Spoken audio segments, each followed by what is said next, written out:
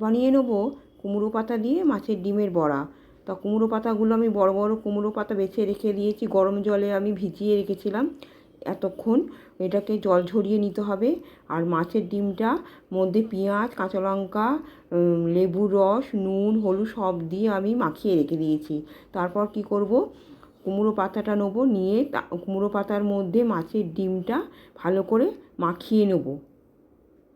তারপর আস্তে করে যেরকম তোমাদের সুবিধা মতন তোমরা এরকম করে মুড়ে নেবে। আর অবশ্যই তোমরা ডিপ ফ্রাই করবে। আমি অল্প তেল ভেজেছিলাম বলে আমার ভেতরটা একটু কাঁচা রয়ে গেছিলো। তোমরা অবশ্যই ডিপ ফ্রাই করবে, তাহলে পাতাগুলো হয়ে যাবে। তারপর একটা বেসন নিলাম, আর এখানে মুসুর ডাল বাটা নিলাম, কাঁচা লঙ্কা, নুন নিলাম। তোমরা চালের গুঁড়ি থাকলে চালের গুঁড়িও দিতে পারো। আমার কাছে চালের গুঁড়ি ছিল না বলে আমি মুসুর ডালটা দিলাম।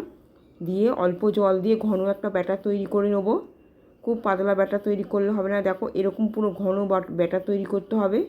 তারপর তেল গরম হয়ে যেতে এবার কুমড়ো পাতাগুলো বেসনের মধ্যে ভালো করে মাখিয়ে নিয়ে এবার ভেজে নেবো। এরকমভাবে করবে, করে খেয়ে দেখবে অপূর্ব সুন্দর হয়, খুব সুন্দর হয়। ভাত দিয়ে এমনি বিকেলবেলা, এখন তো বৃষ্টির সময়, বৃষ্টি পড়লে বিকেলবেলা দেখো হয়ে গেছে কুমড়ো পাতা দিয়ে মাছের ডিম বড়া। তা ভিডিওটা ভালো লাগলে লাইক, কমেন্ট, সাবস্ক্রাইব করে দেবে। টাটা।